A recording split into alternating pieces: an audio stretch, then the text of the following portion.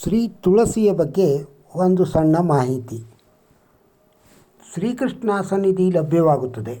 ಕೃಷ್ಣ ತುಳಸಿ, ಶ್ರೀ ತುಳಸಿ ಪೂಜಿಸಿದರೆ ಮೋಕ್ಷ ಪ್ರಾಪ್ತಿಯಾಗುತ್ತದೆ ಎನ್ನುವುದು ಸನಾತನ ಅಭಿಪ್ರಾಯ. ತುಳಸಿಯ ಹಿರಿಮೆ, ತುಳಸಿಯ ಹುಲಸಾಗಿ ಬೆಳೆದರೆ ಸೊಳ್ಳೆಗಳು ಬರುವುದಿಲ್ಲ. ತುಳಸಿ ಒಂದು ಔಷಧೀಯ ಸಸ್ಯ.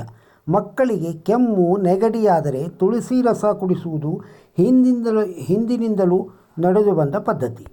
ತುಳಸಿ ಮಾನವನ ಆರೋಗ್ಯಕ್ಕೆ ಸಹಕಾರಿಯಾಗುವುದರ ಜೊತೆಗೆ ಕೋಮಲತೆ, ಪಾವಿತ್ರ್ಯದ ಉದಾತ್ತ ತತ್ವಗಳನ್ನು ಸಾರುತ್ತದೆ. ಶ್ರೀಕೃಷ್ಣ ತುಲಾಭಾರದ ಸಮಯದಲ್ಲಿ ಸತ್ಯಭಾಮಾದೇವಿಯು ಖಜಾನೆಯಲ್ಲಿದ್ದ ನಗನಾಣ್ಯವನ್ನೆಲ್ಲ ಹಾಕಿದರೂ ಕೃಷ್ಣನ ತೂಕಕ್ಕೆ ಅದು ಸರಿಹೊಂದುವುದಿಲ್ಲ. ಆದರೆ ರುಕ್ಮಿಣಿ ಮಾತೆ ಭಕ್ತಿಭಾವದಿಂದ ಹಾಕೋ ಒಂದೇ ಒಂದು ದಳ ತುಳಸಿ ಶ್ರೀಕೃಷ್ಣನ ತೂಕಕ್ಕೆ ಸಮವಾಗುತ್ತದೆ. ಇದು ತುಳಸಿಯ ಹಿರಿಮೆ ಸಾರುವ ಒಂದು ದೃಷ್ಟಾಂತ. ಸನಾತನ ಧರ್ಮವು ತುಳಸಿ ಗಿಡಕ್ಕೆ ಮಾತ್ರ ಸ್ಥಾನವನ್ನು ನೀಡಿ ಗೌರವಿಸಿದೆ.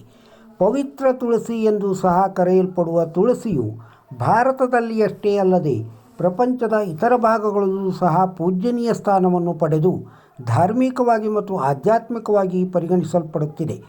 ವೇದಕಾಲದ ಋಷಿಮುನಿಗಳಿಗೆ ಇದರ ಪ್ರಯೋಜನಗಳು ಚೆನ್ನಾಗಿ ತಿಳಿದಿದ್ದವು. ಆದ್ದರಿಂದಲೇ ಹಾಗೂ ಕುಡಿಯುವವರಿಗೆ ರೋಗಗಳು ಕಾಡುವ ಅಪಾಯವಿರುವುದಿಲ್ಲ. ಆತನ ಆರೋಗ್ಯ ಸ್ಥಿತಿ ಸಮತೋಲನದಲ್ಲಿರುವುದರ ಜೊತೆಗೆ ಆತನ ಆಯಸ್ಸು ಸಹ ಹೆಚ್ಚಾಗುತ್ತದೆ. ತುಳಸಿ ಸಸ್ಯಗಳನ್ನು ಮನೆಯಲ್ಲಿ ಇರಿಸಿಕೊಳ್ಳುವುದರಿಂದ ಮನೆಯೊಳಗೆ ಸೊಳ್ಳೆ ಮುಂತಾದ ಕೀಟಗಳು ಪ್ರವೇಶಿಸುವುದನ್ನು ತಡೆಗಟ್ಟಬಹುದು. ನಂಬಿಕೆಗಳ ಪ್ರಕಾರ ಹಾವುಗಳು ಸಹ ತುಳಸಿ ಗಿಡದ ಬಳಿಗೆ ಹೋಗುವ ಧೈರ್ಯವನ್ನು ಮಾಡುವುದಿಲ್ಲವಂತೆ. ಬಹುಶಃ ಅದಕ್ಕೆ ಇರಬೇಕು ಪ್ರಾಚೀನ ಕಾಲದ ಜನರು ತುಳಸಿಯನ್ನು ತಮ್ಮ ಮನೆಯ ಸಮೀಪದಲ್ಲಿ ಬೆಳೆಸುತ್ತಿದ್ದುದು. ಬಾಡಿದ ತುಳಸಿ ಗಿಡವನ್ನು ಏನು ಮಾಡಬೇಕು? ಉತ್ತರ: ತುಳಸಿ ಒಂದು ಸಸ್ಯ. ಆ ಸಸ್ಯದಲ್ಲಿರುವ ಜೀವಕ್ಕೆ ಎಷ್ಟು ಆಯುಷ್ಯವಿದೆಯೋ ಅಷ್ಟು ದಿವಸ ಇರುತ್ತದೆ. ಆ ನಂತರ ಗಿಡ ಬಾಡಿ ಸತ್ತು ಹೋಗುತ್ತದೆ. ತುಳಸಿ ಕಟ್ಟೆಯ ಅಥವಾ ಮನೆಯ ಹತ್ತಿರದ ಬಾಡಿ ಹೋದ ತುಳಸಿ ಗಿಡವನ್ನು ಅನವಶ್ಯಕವಾಗಿ ತೆಗೆಯಬಹುದು. ತೆಗೆದು ಹೊಸ ಸಸಿಯನ್ನು ತಂದು ನೆಡಬೇಕು. ಬಾಡಿ ಹೋದ ಗಿಡವನ್ನು ಮಂಗಳವಾರ, ಶುಕ್ರವಾರ, ಅಮಾವಾಸ್ಯ, ಪೌರ್ಣಿಮೆ, ಸಂಕ್ರಾಂತಿಗಳಂದು ತೆಗೆಯಬಾರದು. ದ್ವಾದಶಿಯಂತೂ ಸರ್ವತಾ ತೆಗೆಯಬಾರದು. ಸಾಮಾನ್ಯವಾಗಿ ಯಾವುದೇ ಗಿಡವನ್ನು ಪುರುಷರೇ ತೆಗೆಯಬೇಕು. ವಂಶವನ್ನು ಬೆಳೆಸುವ ಮಹತ್ತರ ಸೌಭಾಗ್ಯದ ಕಾರ್ಯವನ್ನು ಹೊತ್ತಿರುವ ಸ್ತ್ರೀಯರು ಅದನ್ನು ಮಾಡತಕ್ಕದ್ದಲ್ಲ. ಅತ್ಯಂತ ಅನಿವಾರ್ಯ ಸಂದರ್ಭದಲ್ಲಿ ಸ್ತ್ರೀಯರು ಬಾಡಿ ಹೋದ ಗಿಡವನ್ನು ತೆಗೆಯಬಹುದು. ಹೊಸದಾದ ಗಿಡವನ್ನು ಮುತ್ತೈದೆಯಾದ ಸ್ತ್ರೀಯರು ನೆಡುವುದು ಇಡೀ ಕುಲಕ್ಕೆ ಯಶಸ್ಸನ್ನು ನೀಡುವ ಪುಣ್ಯ ಕಾರ್ಯ. ಗಿಡ ತೆಗೆದಾದ ಮೇಲೆ ನೆರಳಿನಲ್ಲಿ ಒಂದಷ್ಟು ದಿವಸ ಪೂರ್ಣ ಒಣಗಿಸಬೇಕು. ಕಾಂಡದ ಬಳಿ ಇರುವ ದೊಡ್ಡ ಗಾತ್ರದ ಕಾಷ್ಟಗಳನ್ನು ಕೆಲವು ಹೋಮ ಹವನಗಳಲ್ಲಿ ಬಳಸುವುದರಿಂದ ಹತ್ತಿರದ ವೈದಿಕರಿಗೆ ಮತ್ತು ದೇವಾಲಯಗಳಲ್ಲಿ ನೀಡಬಹುದು. ರೆಂಬೆ ಕೊಂಬೆಗಳಲ್ಲಿರುವ ಸಣ್ಣ ಗಾತ್ರದ ಕಡ್ಡಿಗಳನ್ನೆಲ್ಲ ಸಣ್ಣ ಪುಟ್ಟದಾಗಿ ಮುರಿದಿಟ್ಟುಕೊಳ್ಳಬೇಕು. ನಿತ್ಯ ವೈಶ್ವದೇವ ಮಾಡಬೇಕಾದರೆ ಅಥವಾ ಹೋಮ ಮಾಡಬೇಕಾದರೆ ಅದನ್ನು ಬಳಸಬೇಕು. ದಪ್ಪ ಗಾತ್ರದ ಕಡ್ಡಿಯನ್ನು ಗಂಧ ತೆಗೆಯುವಾಗ ಬಳಸಬೇಕು.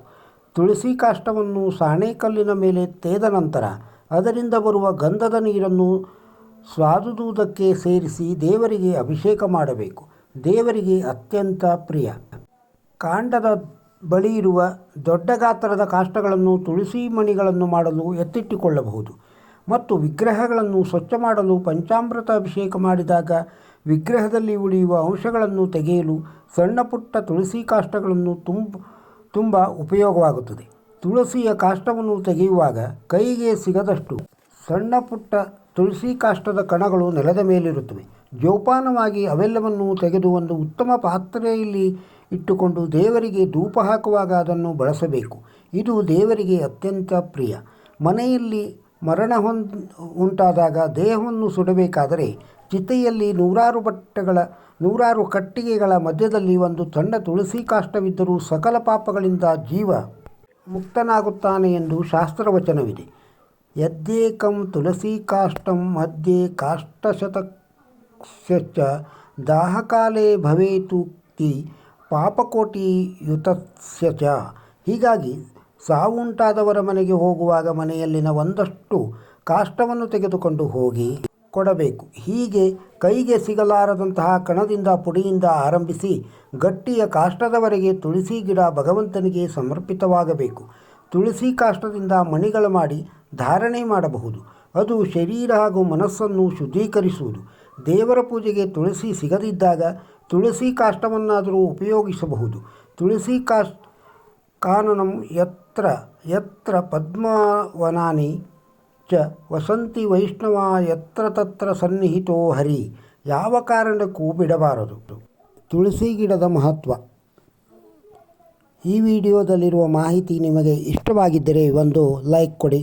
ಇದನ್ನು ಇತರರಿಗೂ ಶೇರ್ ಮಾಡಿ. ನಮ್ಮ ಚಾನಲ್ಗೆ ಸಬ್ಸ್ಕ್ರೈಬ್ ಆಗದೇ ಇದ್ದರೆ ಸಬ್ಸ್ಕ್ರೈಬ್ ಆಗಿ. ಮತ್ತೊಂದು ವಿಡಿಯೋದೊಂದಿಗೆ ಸಿಗೋಣ. ನಮಸ್ಕಾರ.